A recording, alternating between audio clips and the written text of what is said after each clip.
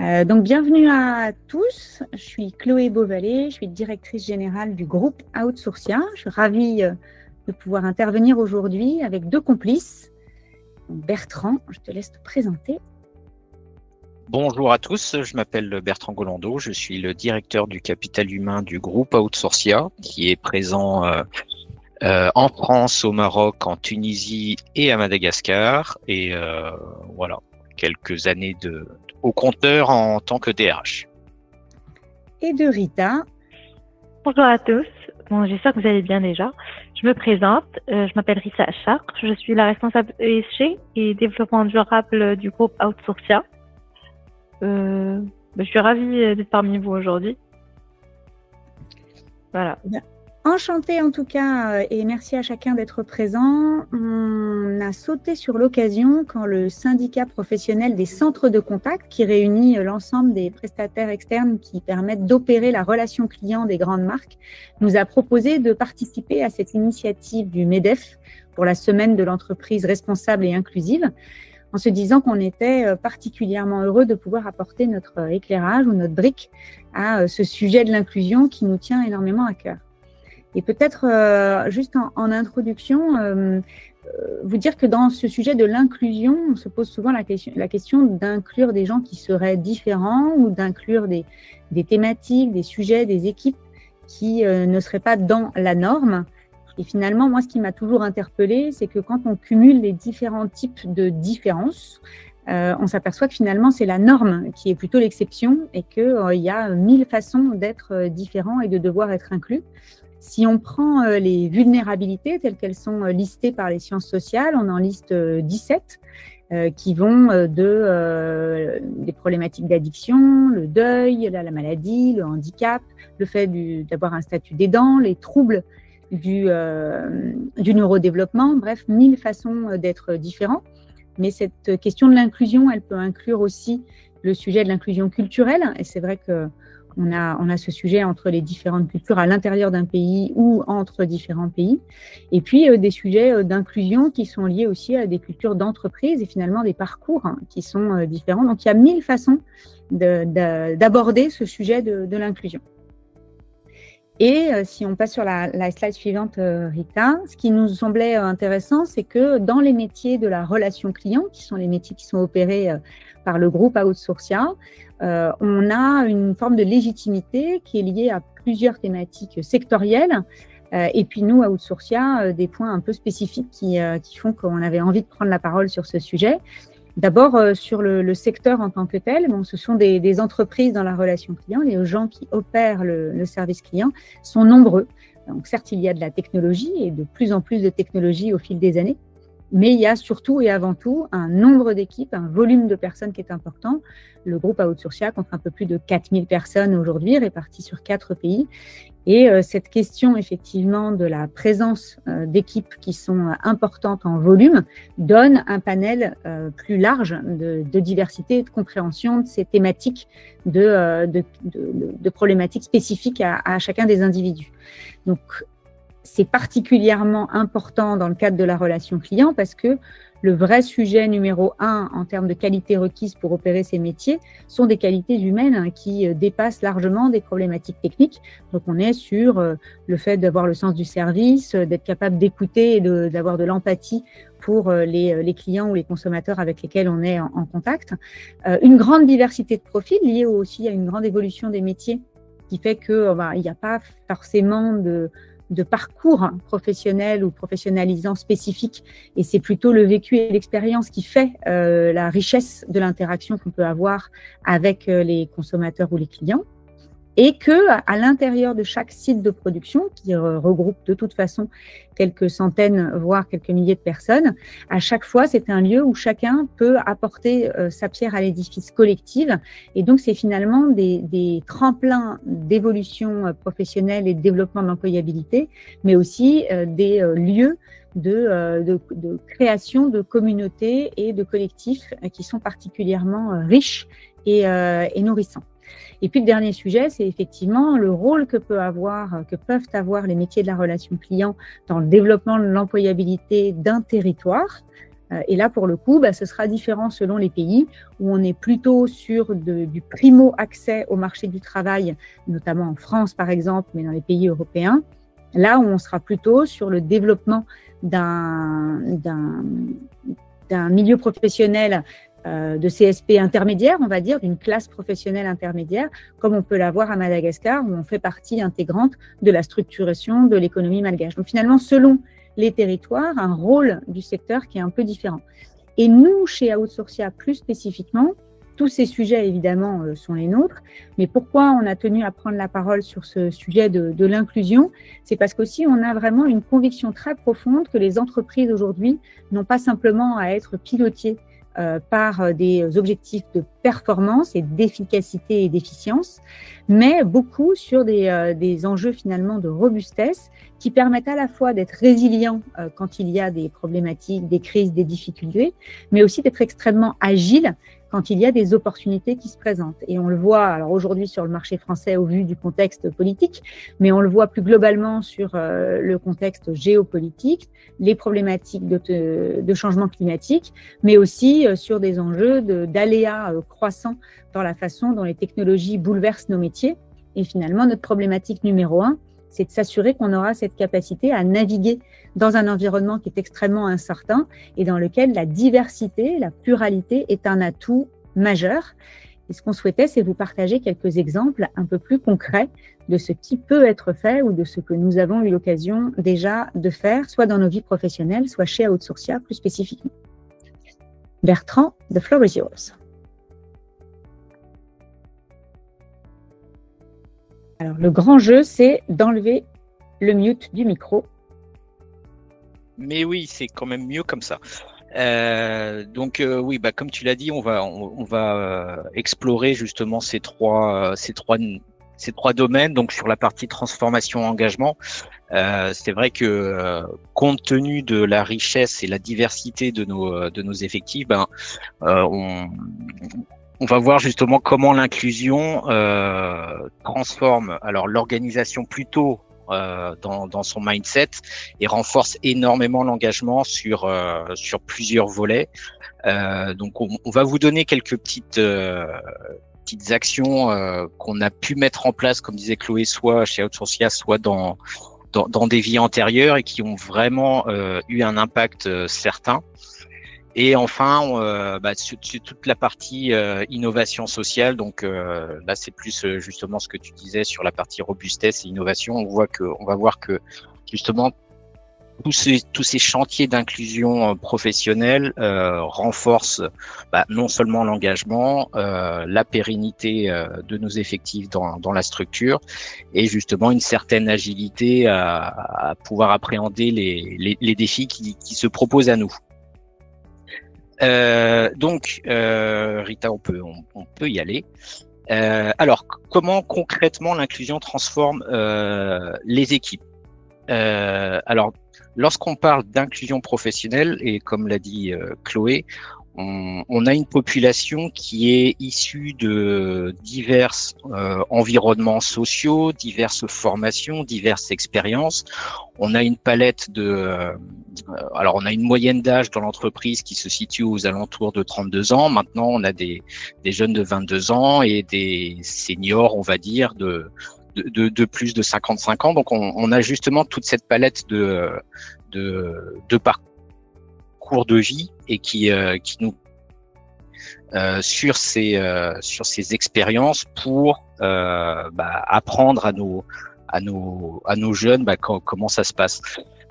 Donc ça c'est le cas. On a des gens qui ont travaillé dans du pétrolier, on a eu des gens qui ont travaillé dans l'armée, dans divers secteurs d'activité, on a des doctorants, on a des diplômes en biologie marine, on a une telle diversité que toutes ces expériences se mélangent sur nos plateaux.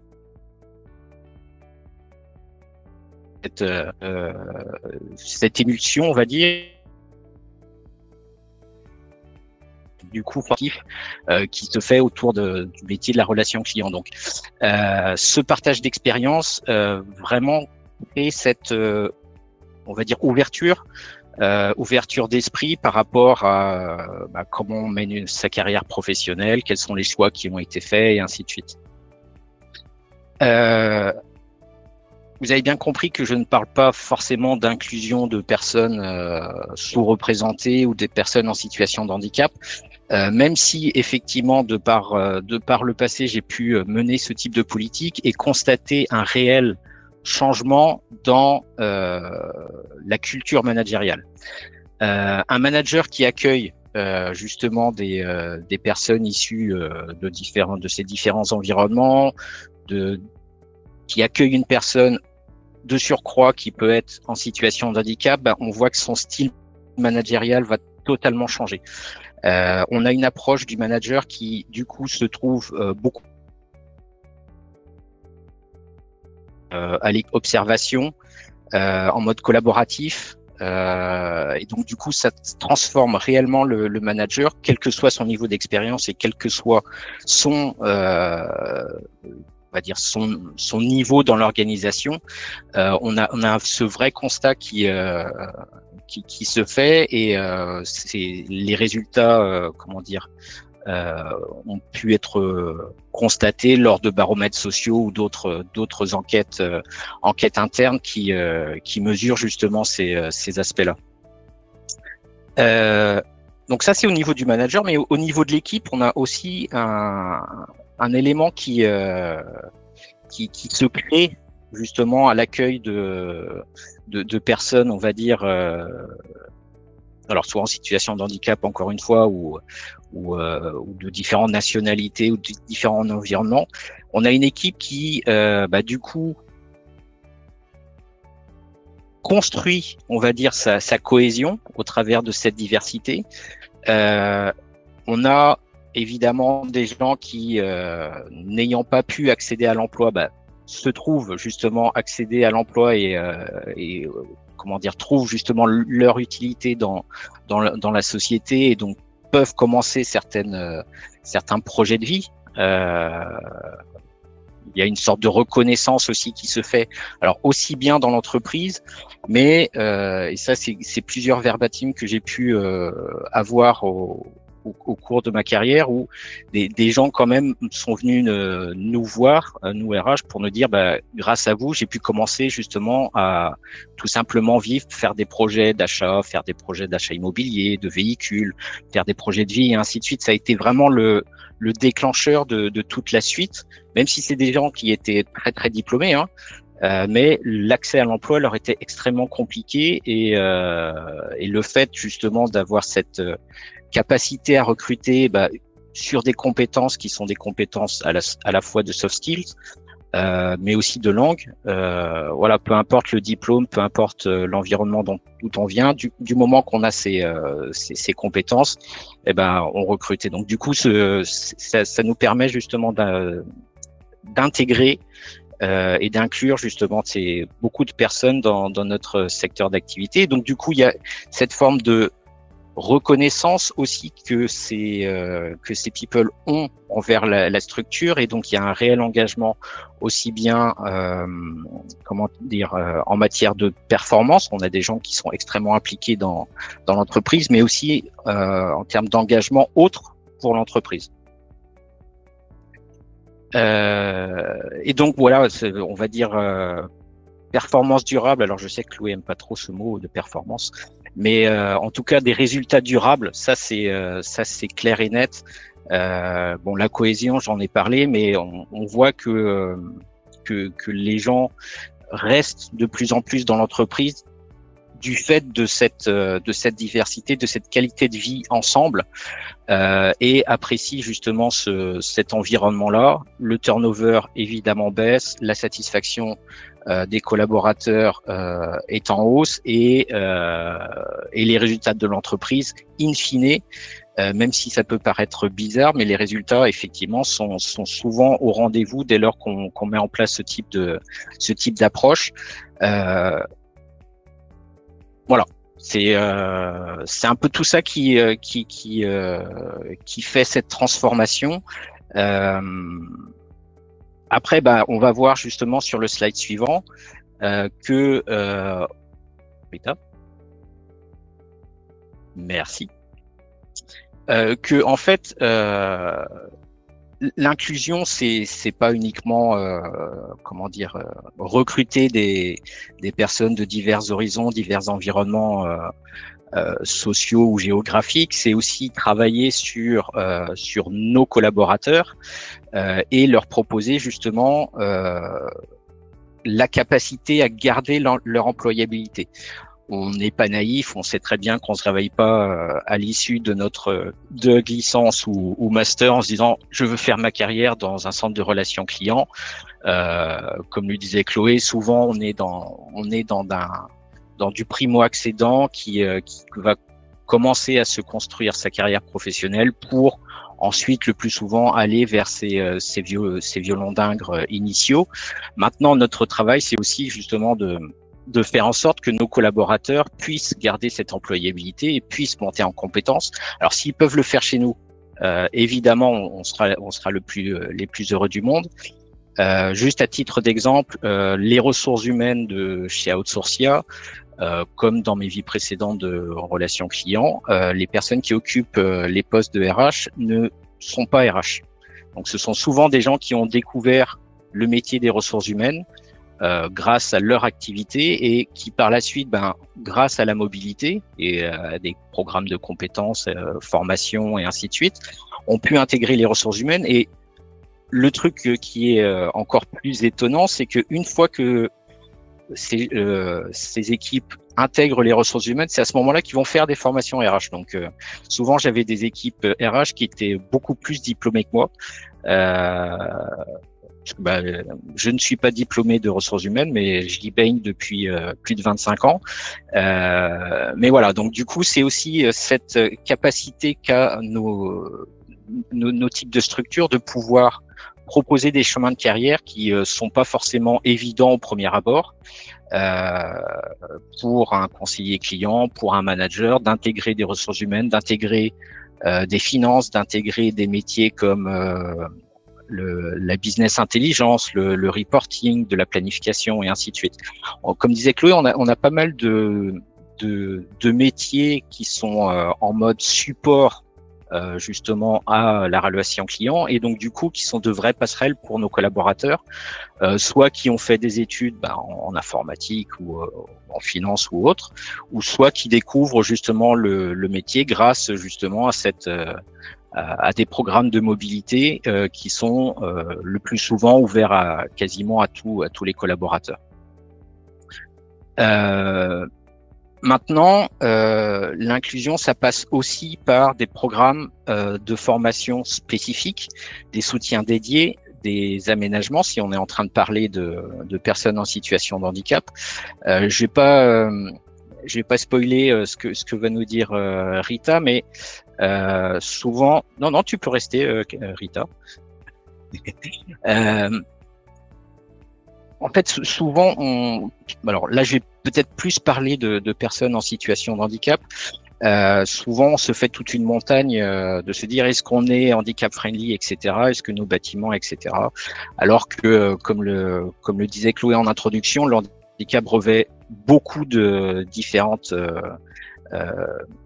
variantes et donc le plus important est justement lorsqu'on recrute une personne en situation de handicap, c'est justement de lui demander de quoi elle a besoin. Et souvent, les besoins d'une personne en situation de handicap sont pas si coûteux que ça.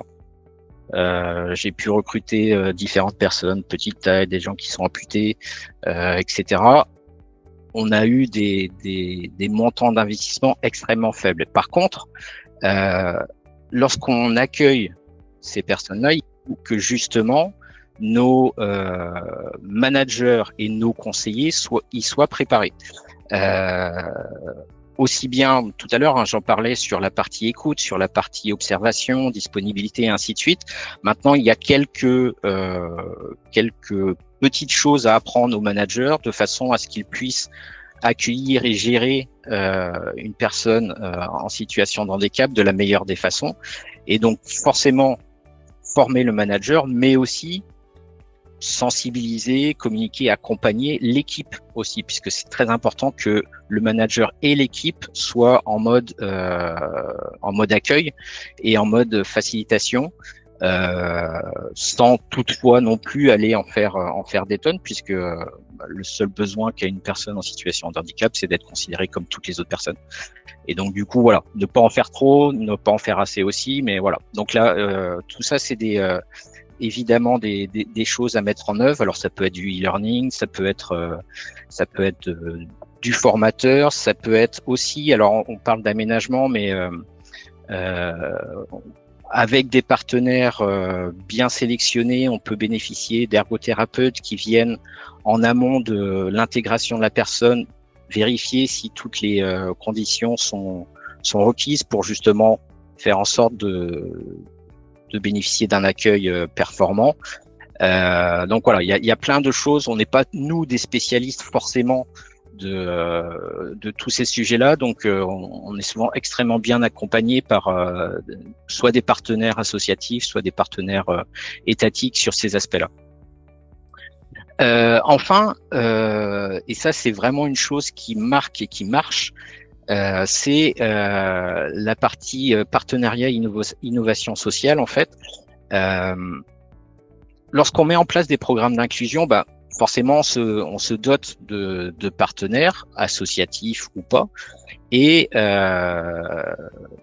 qui elles-mêmes ont leur réseau soit de bénéficiaires, soit d'autres associatifs. Et donc, travailler avec ces partenaires nous permet justement de proposer à nos collaborateurs de pouvoir effectuer du mécénat. Alors, ça peut être du mécénat de compétences où, par exemple, certaines équipes de recrutement vont dans des associations pour, on va dire, sensibiliser ou aider les jeunes à déjà rédiger un CV, tout simplement, passer un entretien, donner des conseils en carrière, etc. Voilà, c'est du temps de travail de l'entreprise qui est consacré justement à ces personnes-là. Ça peut être du mécénat de compétences encore plus poussé avec de la formation, typiquement.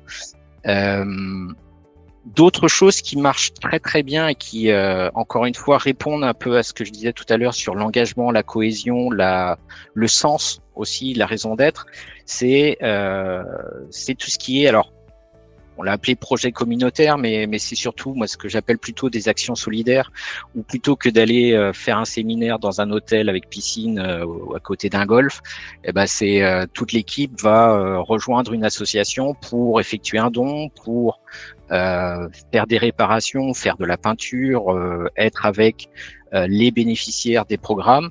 Et donc là, on sent vraiment une équipe qui ressort de cet événement, déjà avec le sentiment d'avoir été utile, ce qui est toujours bien, d'avoir fait quelque chose en collectif pour d'autres personnes.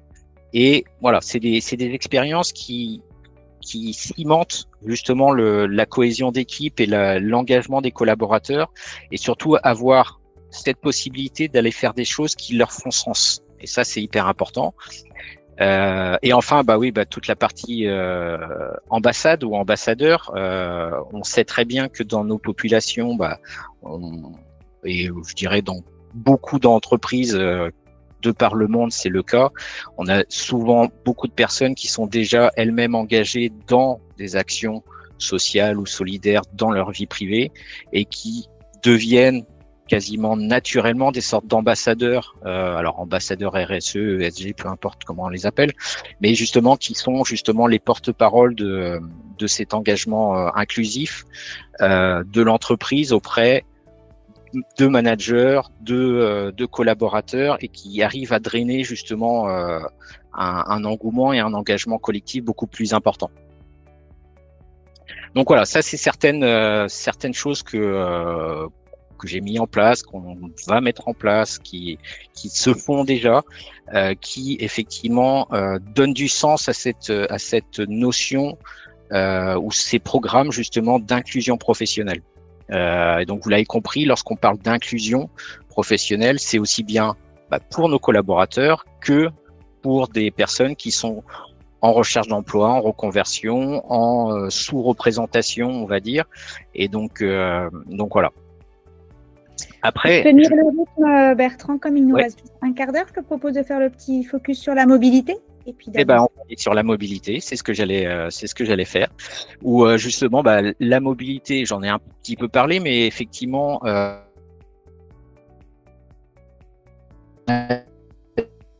comme je disais, qui gravitent autour de la relation client et qui peuvent intéresser nos collaborateurs. J'ai parlé des ressources humaines, des finances, de la planification. On parle beaucoup d'informatique et d'intelligence artificielle aussi. Donc, on a des nouveaux métiers qui émergent. Et je vais te donner juste un exemple, les machine learners, où ce sont des personnes qui apprennent à l'intelligence artificielle à donner le résultat qu'on souhaite. Et donc, souvent, ce sont des gens qui sont issus de nos plateaux, qui connaissent évidemment parfaitement bien le métier, qui se transforment en justement machine learner ou autres métiers autour de l'intelligence artificielle. Donc, l'employabilité, la mobilité, je vais pas trop y revenir parce que j'en ai beaucoup parlé. Donc, la mobilité interne, évidemment, c'est quelque chose que nous pratiquons et que nous allons évidemment accélérer, qui se pratique beaucoup dans nos secteurs, aussi bien en mode vertical qu'en mode transverse. Beaucoup de gens font le pas de pas forcément aller vers un métier qui est forcément mieux payé ou autre, mais plutôt pour changer vraiment d'activité. Donc, on a pas mal de mobilités qui se font dans ce sens aussi. Évidemment, on a le développement de carrière avec de la promotion et de la mobilité verticale qui est accompagnée par des programmes de formation dédiés. Et voilà. Donc, oui, la mobilité interne est, on va dire, le levier majeur que nous avons pour développer l'employabilité de nos collaborateurs, aussi bien chez nous que dans le monde du travail. Et du coup, je vais laisser la parole à Madame Rita pour la suite. Merci Bertrand. Alors, pour la suite, on va faire un focus sur l'inclusion des collaborateurs à besoins spécifiques. Je vais résumer un peu ce qu'a dit Bertrand. Donc, on a quatre étapes.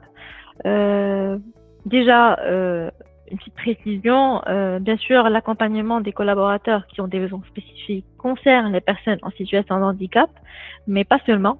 Cela peut toucher d'autres réalités personnelles ou professionnelles qui demandent parfois un petit ajustement du cadre du travail. Et derrière ces adaptations, notre ambition est simple, permettre à chaque collaborateur d'exercer son métier dans les meilleures conditions possibles.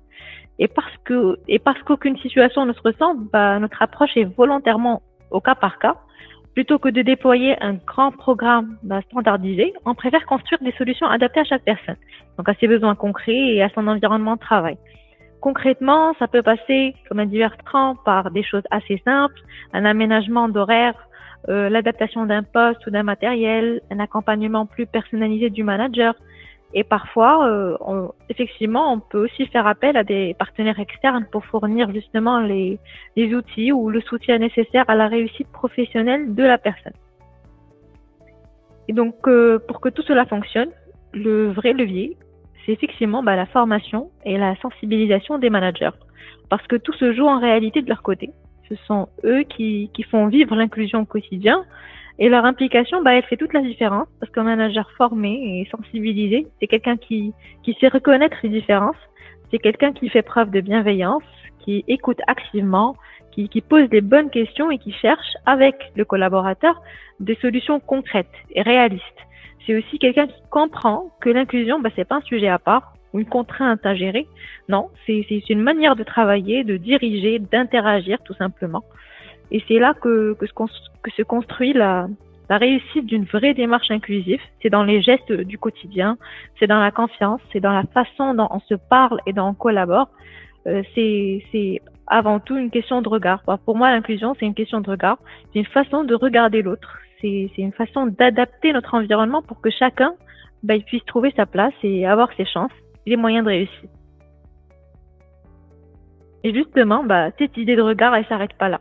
Elle dépasse l'individuel pour se transformer en dynamique collective dans tout ce qu'on construit avec les autres. Collaborateurs, partenaires, acteurs de notre écosystème, c'est ce « avec » qui donne plus de force à nos actions.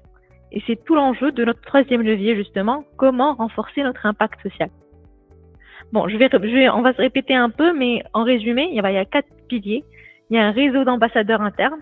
Ce sont en gros des volontaires impliqués et motivés qui portent nos actions solidaires dans leur équipe. Ils relaient les initiatives, ils les rendent visibles, ils les expliquent et ils montrent aussi l'exemple tout simplement. Petit à petit, ils deviennent les moteurs de notre culture inclusive et grâce à eux, chaque action prend plus d'ampleur et gagne en visibilité et bien sûr en impact. Donc deuxième point, le mécénat de compétences. L'idée ici, en résumé, c'est de mobiliser le savoir-faire et l'expérience de nos collaborateurs pour justement soutenir des projets associatifs et inclusifs. Chez nous, cela prend 2 formes principales. D'abord, le volontariat interne.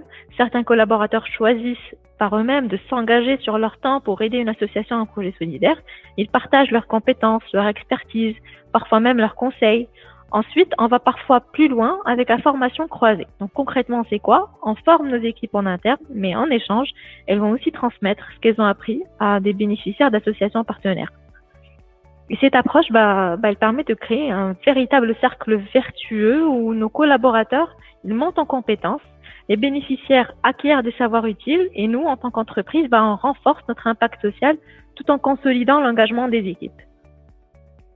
Troisième point, les actions solidaires. Ici, on parle en gros d'initiatives concrètes, très souvent collectives, qui contribuent directement à la société et au territoire. Par exemple, comme l'a dit Bertrand, organiser un team building autour d'un projet associatif, faire des dons en nature ou même des dons en heures pour soutenir une cause. C'est une façon assez simple mais puissante de montrer que notre entreprise s'engage au-delà de ses murs. Dernier point, très important, les partenariats externes.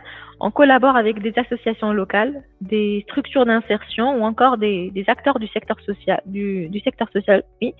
Ensemble, on co-construit des programmes adaptés, utiles et surtout durables. C'est cette mise en commun des forces qui nous permet d'avoir une action plus cohérente et plus robuste. Parce qu'on l'a compris, l'inclusion, c'est pas un projet isolé, c'est un effort collectif.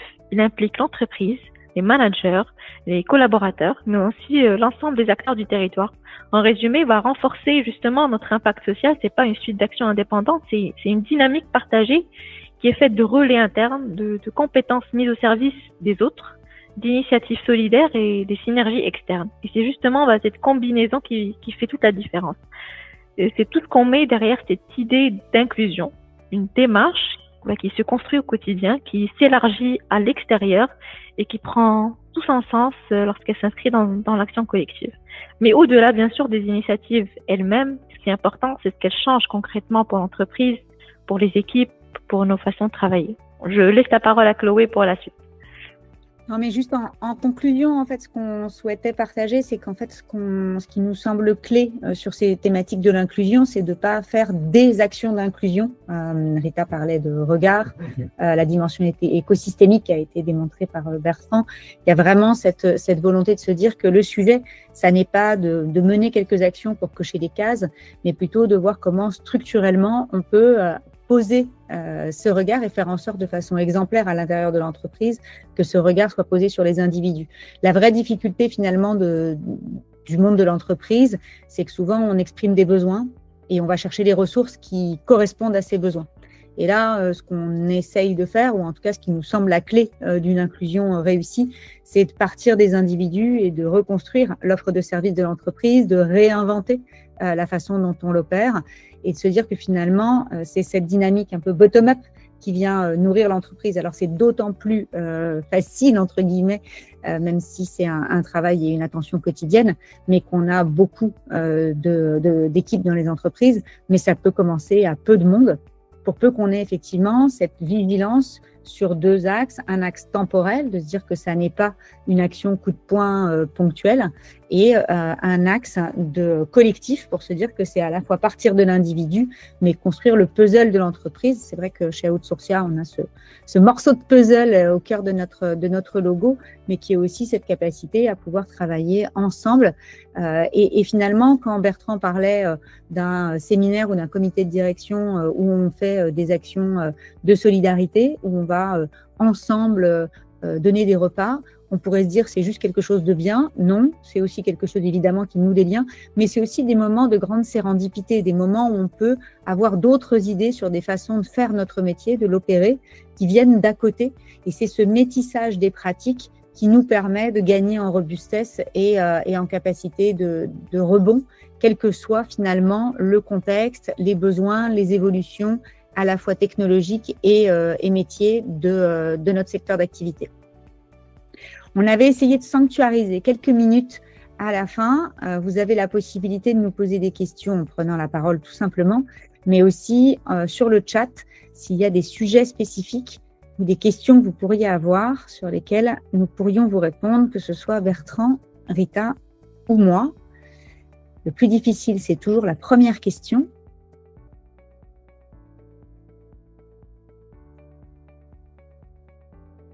Peut-être qu'une des thématiques qui a été évoquée, Bertrand, sur la mobilité, c'est aussi cette question de la capacité à identifier les profils qui sont susceptibles d'évoluer, parce que ce n'est pas la même chose d'être sur une fonction opérationnelle pour passer sur du support ou inversement.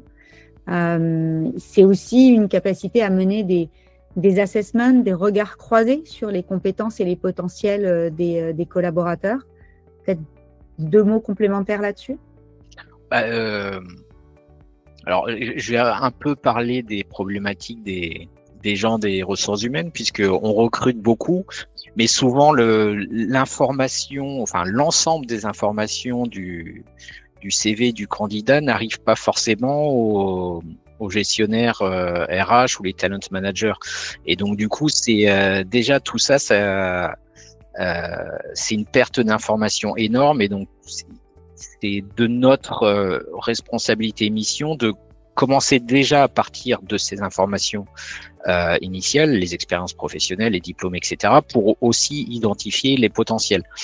Après, oui, lorsqu'on va dans le cadre de la mobilité et peut-être tout particulièrement sur des postes qui font un peu plus appel à tout ce qui à des soft skills plutôt qu'à des connaissances précises en développement informatique ou autre.